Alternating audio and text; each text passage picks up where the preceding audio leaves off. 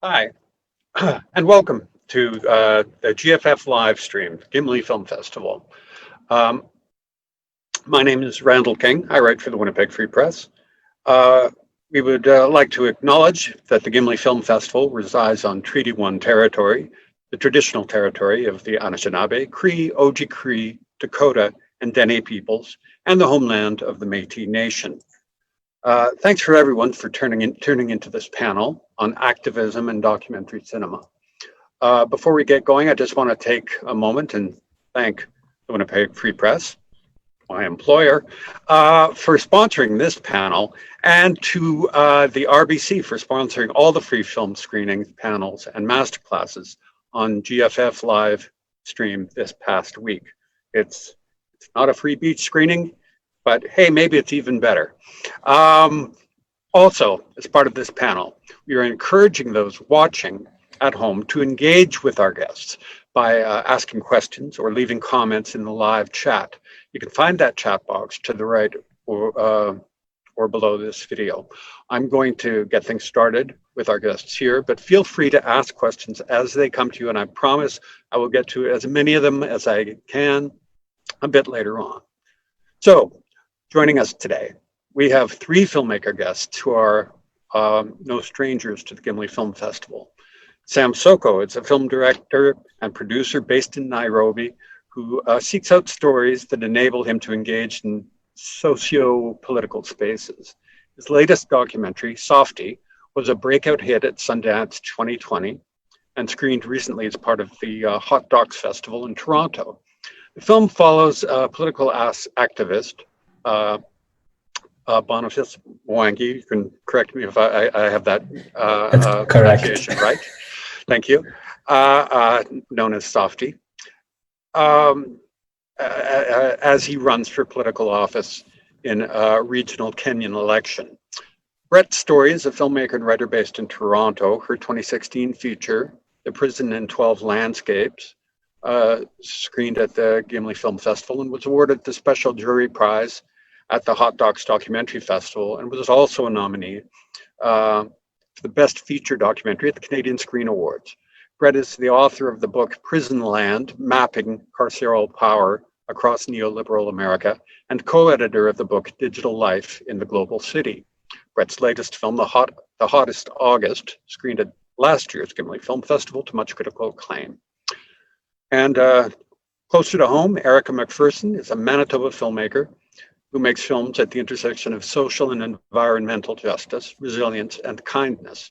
Her recent film, 6 Tons of Steel, Building Bloody Saturday, follows ironworkers building the monument to the 1919 Winnipeg General Strike. Eric has worked on Freedom Road with the community of Shoal Lake 40, Treaty 3, and accompanied the Drag the Red volunteers for the short This River, which won the 2017 Canadian Screen Awards for Best Short Documentary. So, welcome to you all. Sam, I don't know if you are in Nairobi, but I'll start with you if you don't mind. So, Softie tells the story of Boniface Mwangi, a journalist turned activist in Nairobi, who we follow in a bid to get elected into the Kenyan parliament, facing serious and credible death threats all along the way.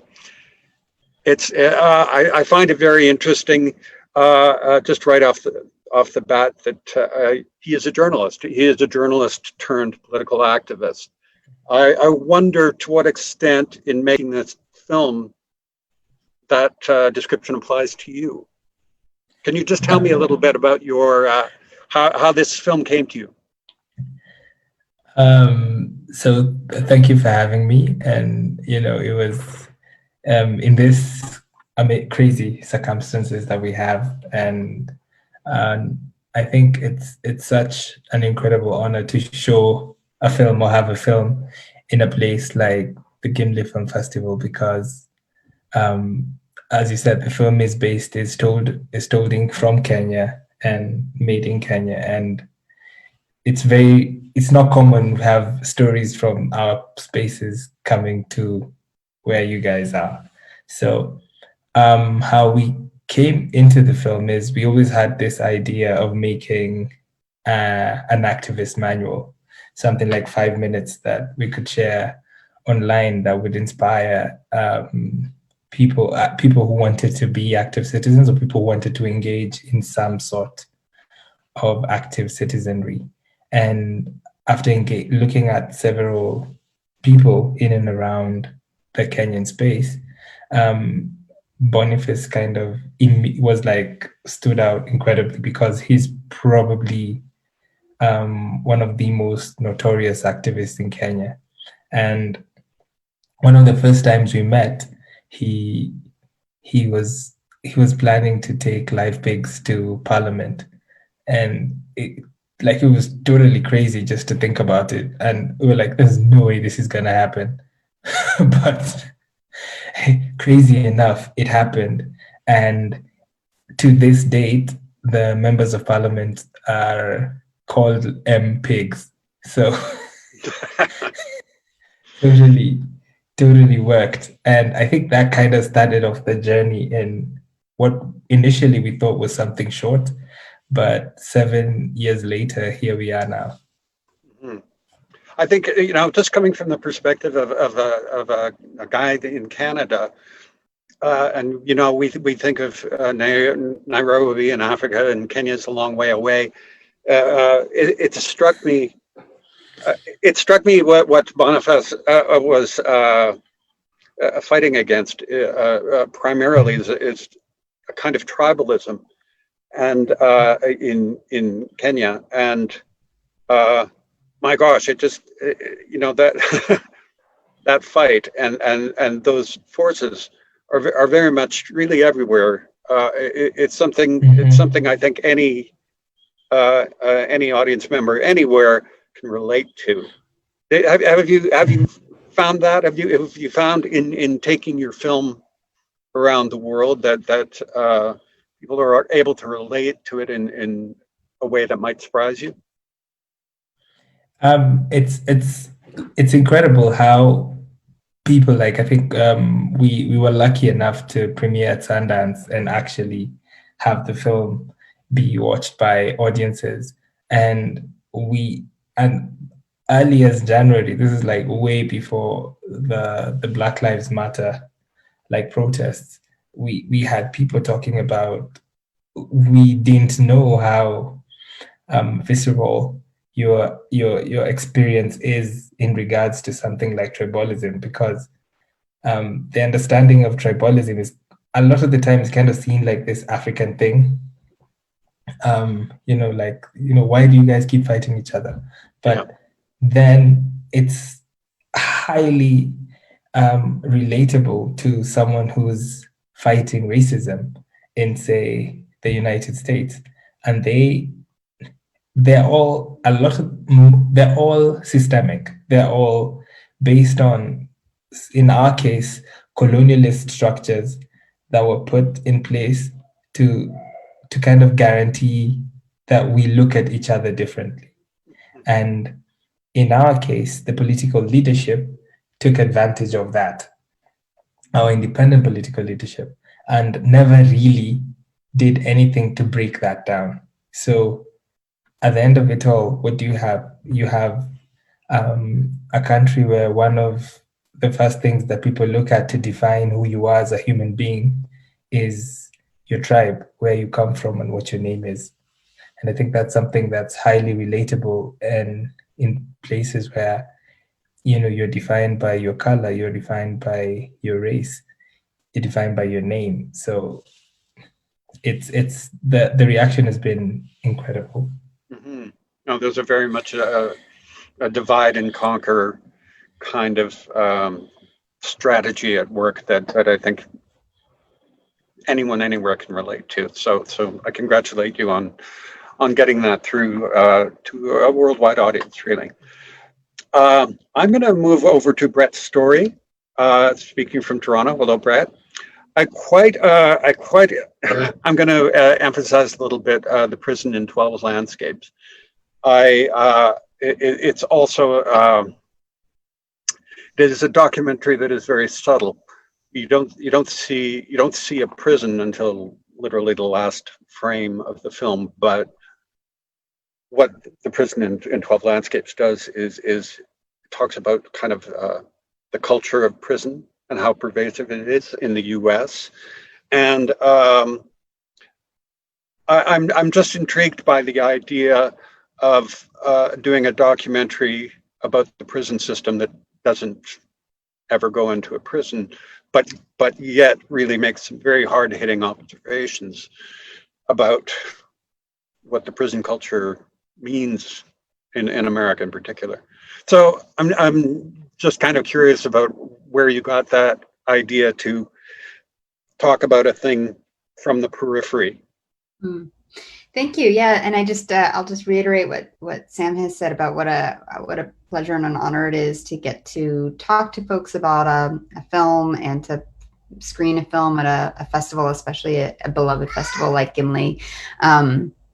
So thank you for having me, and it's great to be in conversation with everyone. Yeah, so I made this film, as you said, in over the course of a few years leading up to its release in 2016. And from the very beginnings of that project, the sort of originating conceit was that we would never see a prison. It was going to be a film, you know, about the prison industrial complex in the United States, although I think it has lessons for the Canadian context and elsewhere as well. But the very conceit, formally, aesthetically, but also politically, was that it was going to refuse to show you images either outside the actual penitentiary or inside. And for me, that was for a few reasons. I mean, I have been doing different kinds of work around prison issues for a long time as an activist, as a scholar, as a journalist, and then as a filmmaker.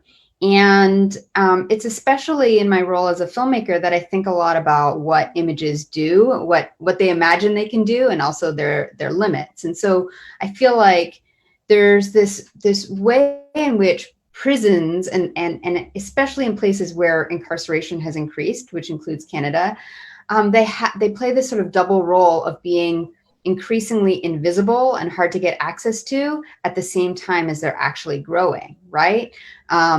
It's really difficult for journalists to get inside, more so than it used to be. It's increasingly difficult for artists, for filmmakers to get inside. And at the same time, the numbers of people incarcerated has grown. Yet we can all kind of conjure images of incarcerated life in our minds because those images are everywhere. Every, you know, fiction film or documentary film that many of us have seen have showcased in some ways the struggle of people on the inside. And, you know, I think that there's some ways in which that can be valuable politically, but I also have been thinking a lot about what it doesn't do. And for me, I was really interested in making a film that isn't limited to just stories of wrongful imprisonment, guilt or innocence, or kind of excesses of punishment, but rather gets people thinking about why we even do this thing called incarceration in the first place, and how the prison system itself is not a kind of discrete sort of aspect of the criminal justice system, but it really has implications for how we in society organize ourselves. So this kind of maybe like lofty, heady political goal, which is inspired very much by the work of prison abolitionists, who say, you know, prison abolition isn't just about getting people out of prison, but it's really about transforming the kinds of society that could have prisons. The idea, the sort of conceit of that film was, what might we learn about the prison system and what prisons do in society if we direct the camera everywhere? But what if we direct the camera at a coal field and ask questions about why prisons are being built on top of coal mines in Appalachia, and why unemployed coal miners are being asked to retrain as prison guards?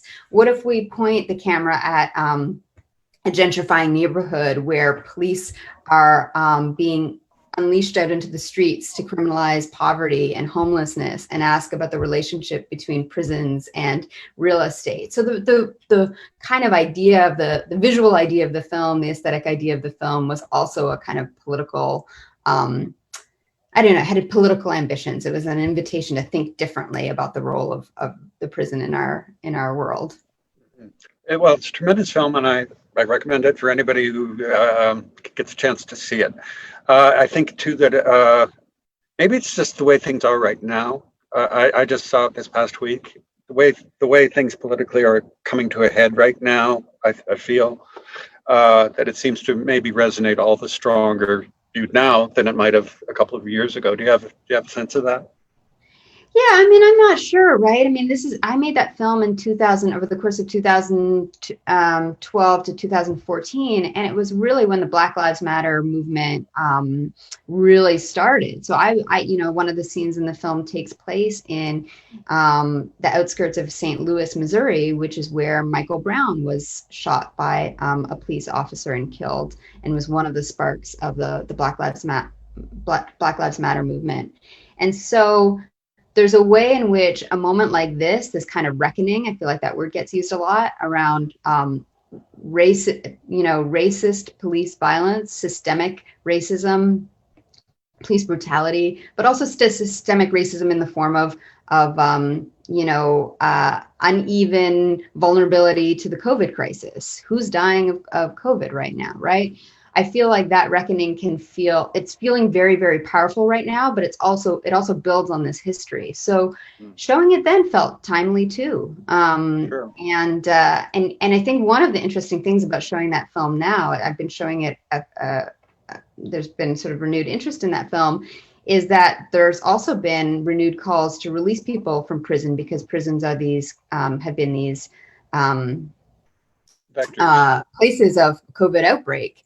And so, we're told all the time, oh, we need to incarcerate people. It makes, it supposedly makes people safe. There's a danger issue, but guess what? The mass release of prisoners due to the COVID crisis has not, had been corresponded to with any kind of increased danger or spikes in crime. So I think it is, I think actually a film that asks us how we understand justice and what the relationship is between the role of police and prisons in our society is not, its timeliness is not just tied to this moment, but has been timely for a long time. Mm-hmm.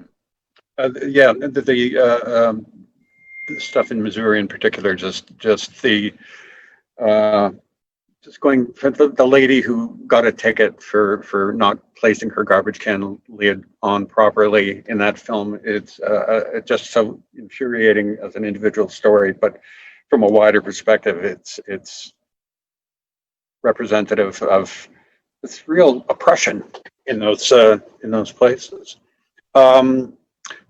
Thank you, Brett. I wanted to get to Erica MacPherson, who is a Winnipeg talent. Erica, we spoke before about this river, and this film, like The Prison in 12 Landscapes, it takes on a subject in an unexpected way. The 6 Tons of Steel is about the creation of arguably one of the most radical sculptures or pieces of public art, the tilted streetcar on Main Street in Winnipeg, which was a symbol of the 1919 general strike. What's interesting about the sculpture is that it's not a statue to one of the two people who were killed during the strike. It is a statue commemorating the sort of social rage of the time. Really a kind of act of vandalism. Strikers tried to turn over a streetcar. They set fire to it, and that's what's being commemorated. Very interesting sculpture. But Erica, this is not a typical kind of artist perspective kind of documentary. This is really about the people who put the sculpture together. And I just want to ask you about taking that kind of askew approach to a work of art. Yeah, obviously intentional. I would also like to reiterate what's already been said. It's an honor to be here, Brett and Sam, with both of you. I had the opportunity to watch Softie, and I saw half of The Hottest August before I lost my internet. So I look forward to watching the other half, but what a beautiful film. So thank you. Thank you very much. Yeah, you know, the 1919 general strike was a movement of laborers, and this is the significant portion of the human population are laborers. And so we really wanted to focus on the work that laborers do, and this sort of beautiful fractal moment where we have iron workers building the monument to themselves, ultimately. And for those who don't know, the sculpture reflects a famed photo, which really is the photo by an artist named L. Foote. He wasn't actually considered, he didn't consider himself an artist. He was a commercial photographer at the time in Winnipeg. And he documented, like really it's his photographs that document a vast range of commercial and, you know, police scenes and public events. So he captured this moment when, as Randall says,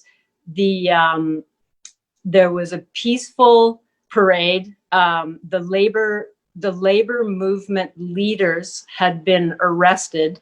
And so there was a peaceful parade on the part of the laborers, the workers, and it became violent. And the common understanding now is that it was, as we're so familiar with now, it was a police-initiated riot.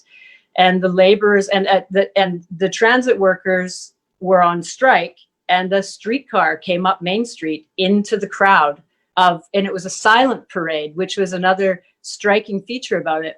And everyone was in their Sunday best, and there were children and there were families, and this streetcar came into the crowd. And I'm sure the striking transit workers, we don't know for sure who initiated, but in a completely rational response of violence, the laborers, you know, went on the streetcar and shook it. They didn't tip it, they tried to. And this moment is captured, and it's a beautiful moment. And so the streetcar, which is gorgeous, this monument, the streetcar monument conceived of and designed by artist Bernie Miller and Noam Gonick, is this sort of, it's either emerging from the ground or it's sinking into the ground. And it's this, you know, rusted, there's a beautiful patina. It's a slightly tipped over replica of the streetcar. It's lit. And so, yeah, we really wanted to take this moment to really focus on the labor that, like the sweat and the tears of the laborers building this moment to themselves, and not place that energy into the artists. So the laborers are the makers, you know, they're maybe not the artists, but they are the makers. They're the hands. And you know, when I came into this project, I don't have a strong, I was asked, this is a CBC film, and the CBC producer approached me about making this film. And so I came in actually not knowing a lot about the strike or labor history. And so I learned through the process of making the film, and obviously the research beforehand, but through being, like, I spent so many hours inside that factory with those workers working. And it was really interesting to me to find out that for the most part, they're workers. Like, they're not interested in strike history, not across the board, but a lot of those guys that were working on that, you know, they couldn't manifest the story, like the telling of the history for me. But they could show us what it looks like to work really hard and make something really awesome that is a reflection of your own history. Like I think similarly to what Brett was saying about the prison film, like there's something that was so precious about not telling the audience what they need to know, other than, we tell the history of the strike in the film, but to really let people sit and watch what it looks like to build something like that. It was hard work. It was really hard for them. So yeah, I don't know. I'm going to take a question from our group chat. Do the filmmakers view their work as works of activism? Do you believe that filmmaking is a productive means of activism, or are there other means or methods of fighting for political change that are more useful or fertile? Why don't we start with Sam on that one? Of course, filmmaking, and especially documentary filmmaking, is such an integral part in activism and engaging on social issues and things that, from things that are at the forefront to things that are totally in the back burner. Because from very basic tenets, documentary films reflect what's going on. They kind of just showcase aspects of life that, I'll give a case example, like in Kenya, we don't have a culture of, I'll say, creative documentary filmmaking. So over the last few years, there's been a couple of films that have come up that are showing audiences aspects of life that to them was just ordinary. And because the only way we engage with these stories is through the news, and we all know how the news sometimes expresses stories. So they give a chance to look at things in depth. They look at, I think Brett and Erica kind of spoke to that, in terms of just, they give you a chance to go deeper and engage something more emotionally. And I think that's like such a key thing in talking to people and providing the opportunity for people to talk to each other or engage in different subjects. But also it's such a big opportunity in engaging with places where there was like a brick wall and there was no way to go through. And it kind of just synthesizes things in a very simple way. Some of the things that we portray, like say in Softie, is something like picketing, just going to the street and protesting. But over the last couple of weeks, we've had more and more stories of where activists are viewed as villains, like they're this bad, evil people, while the idea of activism is just someone wanting to speak out against something. That's essentially what they're trying to do.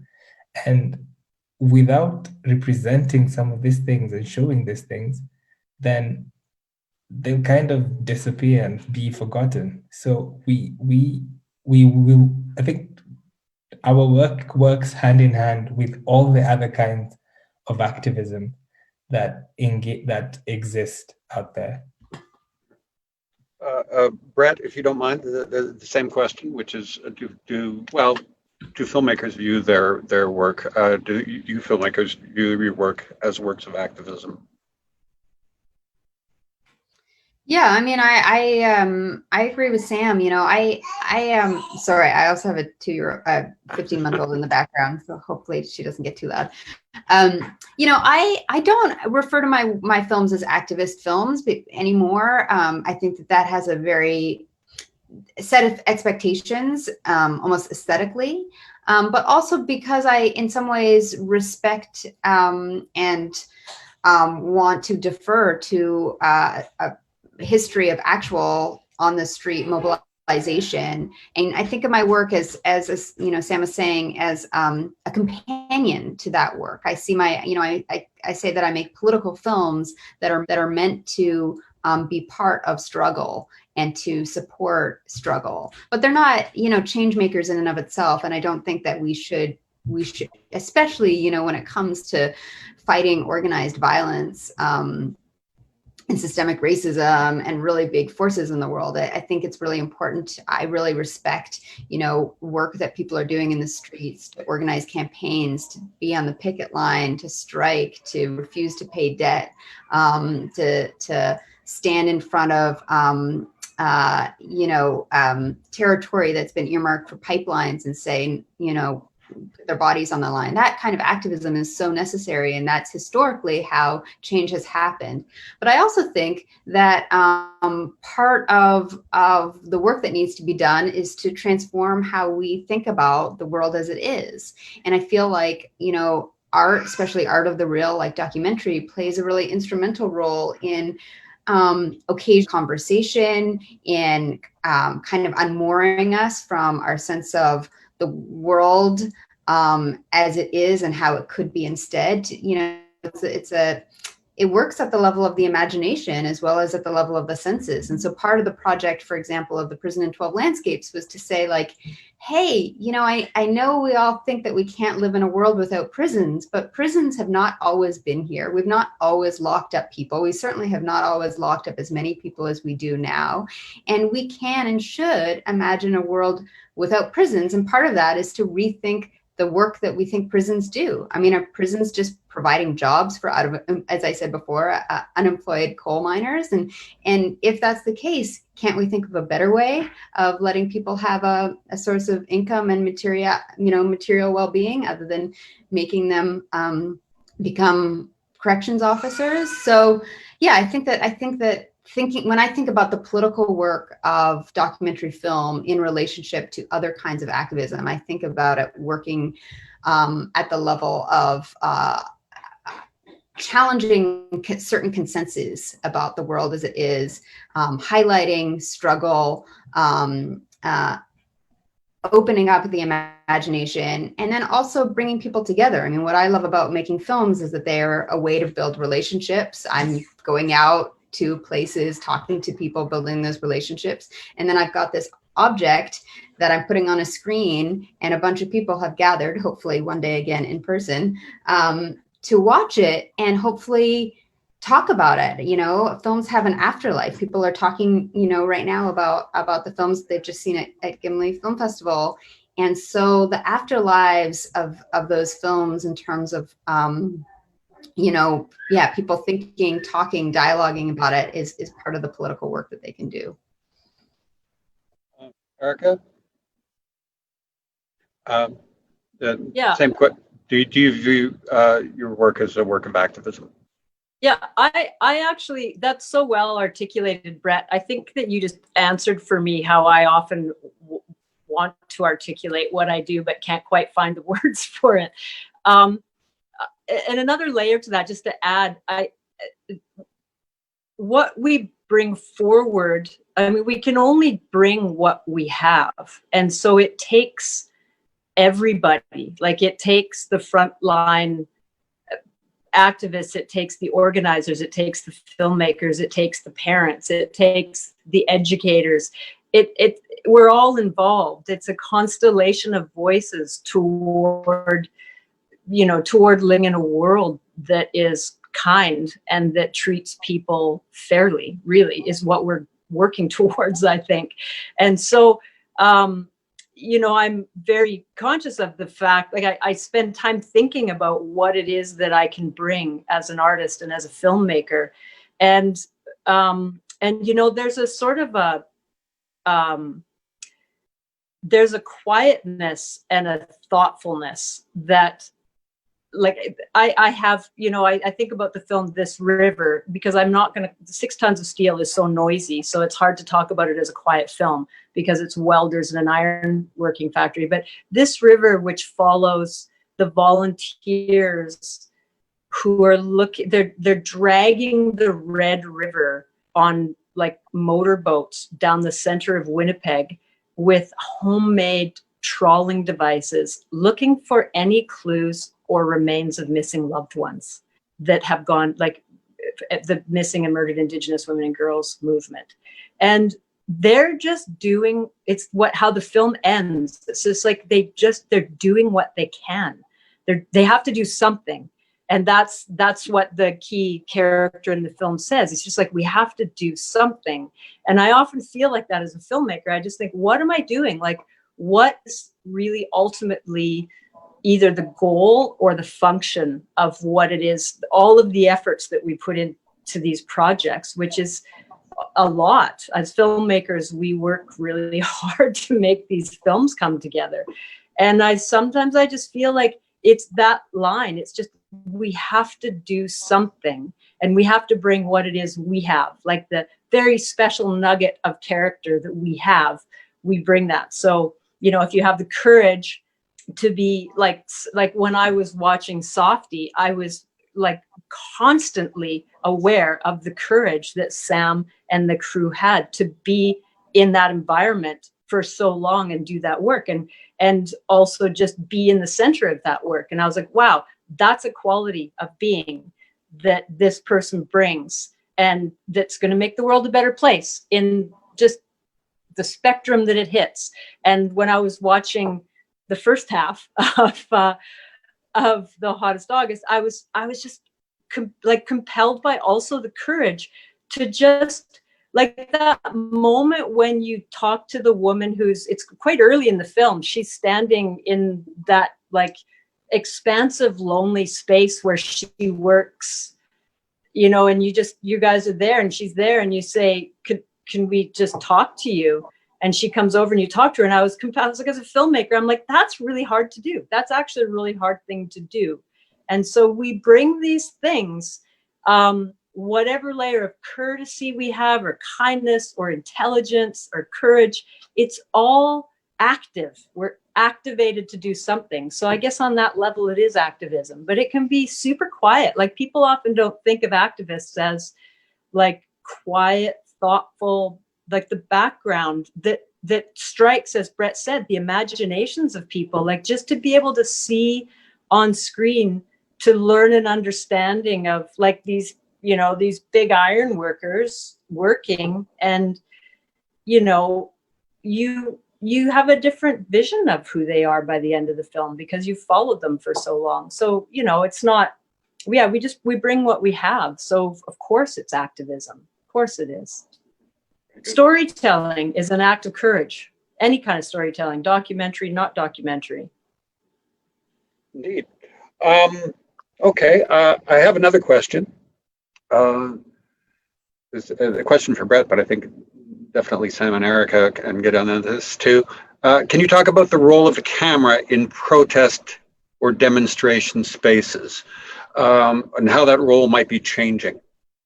Thinking either in relation to evolving technologies like facial recognition software, but also to questions about whose stories are being told and by whom. Yeah, I mean, that's a huge, I hope everyone weighs in on this, because that's a huge question and a complicated one. And I think one that we're all still, one that doesn't have just one answer, because the camera is just a tool, right? The camera is a tool, and we learn a lot about how that tool can be used by the most oppressive elements of the state, or a big corporation like Google, as we do what it, you know, how it can be used by you know, people in the, you know, citizen media activists in the West Bank protesting bulldozers and occupation. So I think that, you know, I'm really interested in this question of, because we all work in a visual medium, what it is that the image can do, what it is that that footage can do, and what it can't do, and trying to think of how to use that tool as a tool of empowerment, as opposed to a tool of surveillance or oppression. And I think that we're seeing both those things happen in the context of protests, right? I mean, you know, I think it's important to both recognize that these videos that have circulated in recent years, for example, of police harassment and lethal violence against people of color in North America, Indigenous people, Black people, have had powerful effect in occasioning outrage on a mass level and bringing people out into the streets. But at the same time, we see, for example, that police who are outfitted in body cams, you know, as the big sort of reform of this moment, has not that the data shows has not led to a decrease in police violence. And so we think that just the act of witnessing in and of itself can somehow make change. I think that we have to be careful about making that assumption, and we have to think about not just the fact of documenting, the fact of taking video footage as a good in and of itself, but rather as a mechanism that needs to be carefully, carefully considered and mobilized in the context of other kinds of thoughtful action. Yeah, I mean, as I said, I think that's a big and complicated question, and I'm interested to hear what others think, especially in different contexts. Yeah, especially if you operate within, I think in a lot of the Western countries, and I'm using the word West loosely, like in where citizens have some kind of agency in pushing back, even using legal means. When it comes to filming in things like protests or other stuff that is a bit more controversial, in places like in Kenya and in other developing democracies, or places where we have borderline dictatorships, as some people would call them, it's very complicated to do that work because you essentially have no protection. Right now, there's a case in Zimbabwe where there's a journalist called Hopewell. I can't remember his second name, and he was arrested for exposing government corruption due to the COVID-19 response, and all his equipment was taken without any, like, they wanted to take his equipment by force. Not necessarily that it had anything, but it was kind of disempowering the journalist to do their work. And it's happened many times. Like when we were filming the protest, we had a camera snatched by a cop and thrown down to the floor, to the ground. And there's nowhere you can take them. And that's just about it. Like you're lucky if you recovered your footage. And I've been arrested for suspicion of me being a spy for the protesters, and it's kind of like there's the immediate thing is first, like, I think there has to be a conversation, I think, or something that looks at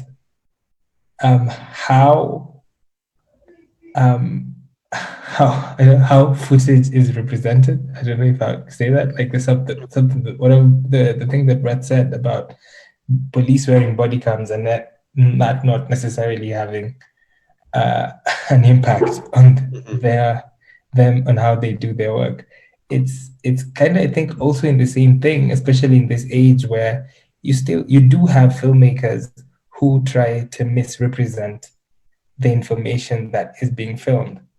And that creates a kind of skepticism with people and the audiences. And, and they end up reacting to anyone who has a camera. They end up, taking their anger against anyone who has a camera because someone misrepresented what they were trying to say. And so there's, I agree with Brett that it's a very complicated, tricky conversation, because it's a conversation that has to be, we have to be sensitive in how we're having it, because there have been there has been an effect on different aspects of it. I believe in Softie, there's footage of Softie being with a camera being practically knocked unconscious by some missile. Yeah, exactly. And it's I think certainly in many of the protests we've seen lately, we've seen journalists targeted, and that seems to be a thing that is all the more perilous. Erica, did you have any thoughts on that? I don't have a lot more to add specifically, like that's so well articulated, but it hit me that this this 100-year-old photograph by Elle Foote, just as an example of documenting a protest. So it's a still footage. There was a series of photographs. One was sort of captured the imaginations of the people, and it became the hallmark image for that strike and for labor activism. And so just to comment that the images, however, like what you guys are talking about, how like the tricky narrative around how they're used, who's collecting them, why are they being collected, how are they being disseminated, and I mean, those are, I mean, I couldn't even begin to wrap my mind around that like incredible puzzle. But they're important images to have in history so that we can reflect on them. And so like with the Elle Foote photo, we have this image to reflect on that time in history, and then 100 years later to be able to start unpacking it in you know, with the eyes of 100 years of labor history. And so that's really all I want to add, is just that it's just so important that we're collecting footage in this complicated stew. I kind of wanted to just sort of check in with everybody about the current circumstance in which you find yourself screening this film. Just a quick question about festivals during COVID and having your work viewed in that context. Is it how are you feeling about it? Is it kind of frustrating that you can't sort of be among the audiences as you might like to be? And how is it all going for you? I'm just kind of checking in with everybody here. Sam. I think I've experienced both like the extreme highs and extreme lows of the experience, because yeah, we premiered a Sundance first documentary film from Kenya ever, produced and directed from Kenya to be at Sundance, and that was epic. Like Kenya, we were excited as a filmmaking community, and we couldn't wait to bring the film to Kenya. But then COVID happened. So all those plans kind of pushed and are kind of still in limbo, because people are trying to figure out what's going to happen next. And it makes me sad that we've not been able to share the film with audiences in Kenya, especially since in the places where the film has aired, like we recently had a premiere in the UK on BBC on Storyville, and the response was amazing, like from Kenyans, and these are Kenyans in the UK who watched the film. They were texting Kenyans here on WhatsApp, and they were like, "Hey, you better watch this film. You have to catch this film." And you know, if that comes back to us, you'd be like, "When the hell are we gonna watch this film?" And you know, you kind of stuck, like, because and it's I do appreciate that we're trying to find ways for people to access the films digitally, but I think especially with a film like Softie, it's important, I feel, that we find ways in which audiences can experience it together, even if it means waiting, primarily because it's such a conversation, like a country conversation. Not, you know, it's a family, it's a story about love of, in a family, a husband, wife, and the children, but also a conversation and love about a country that's just trying to figure things out. And I think it's very complicated for you to have that conversation on your own in front of a screen. You kind of need to, you know, speak to someone else and engage them. So that's what we're trying to figure out, but it's been hard. Yeah, I typically. Brett? Any? Oh, well, I don't have a film on the circuit this year. Okay, for sure. So maybe Erica can speak to that, but I have lots to say about what a bummer this pandemic is. You know, Erica? Yeah, it's mixed, you know, it's there. I'm torn between feeling the sadness that I'm not sitting in a room right now with all of you and being able to meet you in person and, just learn and engage and have that exchange. And, and just the feeling of being able to sit with an audience and be able to celebrate the work that you've done.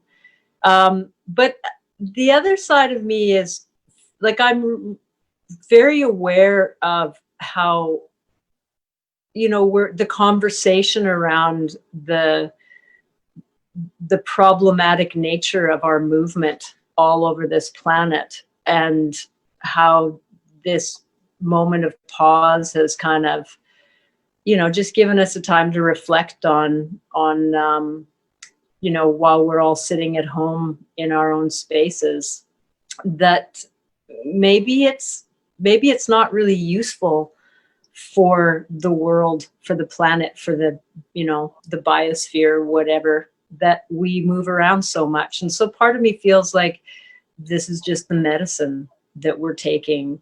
And it's hard. We're not used to it, and it's not what we want, and it's not meeting our expectations, but it's just what's happening. And I have to say, I never, I don't usually watch as many films as I've been watching, with when I was in serious lockdown and Hot Docs was on, I was just like a glutton. And I don't usually have the time to do that. I parent and I'm working, and I have like juggling so many things all the time. And so I noted at that moment, I was like, wow, this is awesome. I'm lying in the bath watching all these films, and when do I get to do that? And that was, so yeah, it's mixed, but I'm trying to be really present to what's really happening here. Maybe my analysis of what's really happening here is, a bit skewed, but it feels like all of us, like, kind of settling down in one place for a little while and reflecting on the luxuries that we have for movement is maybe a useful thing, even with the losses that we're experiencing. Sure. Let me ask this a good question. Are there examples of activist films that the panelists feel have been particularly effective in recent years in influencing social change? Sam, is there a film that may have inspired you? That list is long. How about most recent?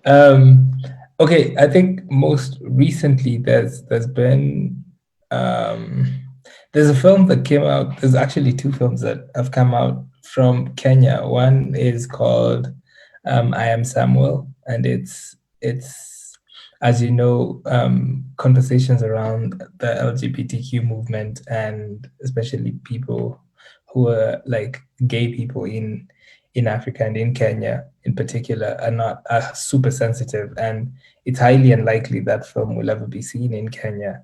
But I'm inspired by the making of the film and the audacity to make the film, and that kind of really encourages me in how powerful storytelling can be, even though someone knows it's highly unlikely that film is ever going to be seen. And that's super encouraging. And then there's another film called Thank You for the Rain, which was about this local farmer in one of like a really remote area in Kenya who started a movement in and around conversations about climate change because it stopped raining. And he ended up going to COP21, the one that was Paris, when they were coming up with the Paris Agreement. And the area where he comes from, which is like really kind of pretty dry, just had a dam built that has been helping the people in the local area start some kind of irrigation. And there are farms that are coming out of it. And that's incredible, and you might never hear about these films. You might never see the people who made them, but the impact they've had in a space such as this one over the last, because I think both those films came out in the last 2-3 years, has been amazing. And that inspires me to keep going and keep telling stories and keep giving this, sharing these stories with the world. Brett? Yeah, I think it's, I just want to say, I think it's hard to know what my kid might have an idea of. So we're trying to intervene here. I think it's hard to know like what has an influence in enacting social change, and it might be a slow burn. There might be a film that doesn't have an immediate impact, and then 10 years later, 20 years later, we realize it's really seminal. I don't think we should try too hard to measure these things, but I'll say certainly one of the films that made me want to become a filmmaker and made me understand the sort of political power that a piece of cinema can have is, and it's not recent, but still worth everyone seeing, is Alanis Abomsawant's Ganasatake, 270 Years of Resistance, about the standoff at Oka. And I just think, I think that that's a really powerful film by an Indigenous filmmaker about Indigenous resistance to land theft that, that's sort of required viewing, but also works on so many levels. I feel like the films that I find most impactful for me are films that make me sort of think and feel at the same time and have to negotiate sometimes the clash between thinking and feeling. And that's a really sort of like powerful way that they kind of enact themselves on our physical beings and our beings in the world. So that's one that I would definitely think deserves a shout out. That's a good pick. Erica. Well, it's playing at the festival, but We Will Stand Up is a very powerful film and current and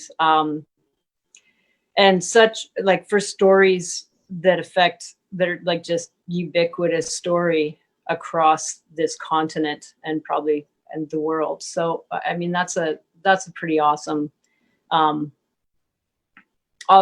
I have a job right now. I haven't ever actually had a job. I've only ever worked independently, in some capacity as a filmmaker or facilitating filmmaking and so I have a job at a place called the Prairie Climate Center right now at the University of Winnipeg as a filmmaker. And so I do a lot of trawling around, just looking at films that people are making about climate crisis. And like, it's a real hodgepodge. But there's a film, and I don't know, I guess it's based on the conversation we're having. It is an activist film, but it really changed my mind. It's not actually a great film. I'll just say that in a very cautious and friendly way, because it's a beautiful film, but it's so dense with information that it's almost like too much to eat, too much to metabolize. It's called Living in the Future's Past, and it's narrated by the dude, and it's like it's just a really interesting perspective and take on how it is that we talk about climate crisis and how it is that we understand it, and it really helped me to reconsider the language and the languaging that we use around climate. So it's called Living in the Future's Past. It's easy to find. Okay. I think we probably have to wrap up soon, but I do want to get to a comment from Alison Stevens, who says, this entire session is brilliant. I'm so grateful to the filmmakers for being here today to discuss the power of our creative voices in revealing oppression and supporting activism. I'm so inspired. I think that's a pretty good note to leave on, actually. I couldn't have said better myself. I thank you very much for participating in this and for bringing your films to the Gimli Film Festival. Thank you. Yeah, thank you. Thanks for everyone being so thoughtful and for making the work that you make. Yeah, and as they say, a lucha continua. Let's keep pushing forward. Great. Let's do that. Awesome to meet you guys. Awesome to meet you guys as well. Yeah. Okay. Well, thank you, Randall. Thank you all. I think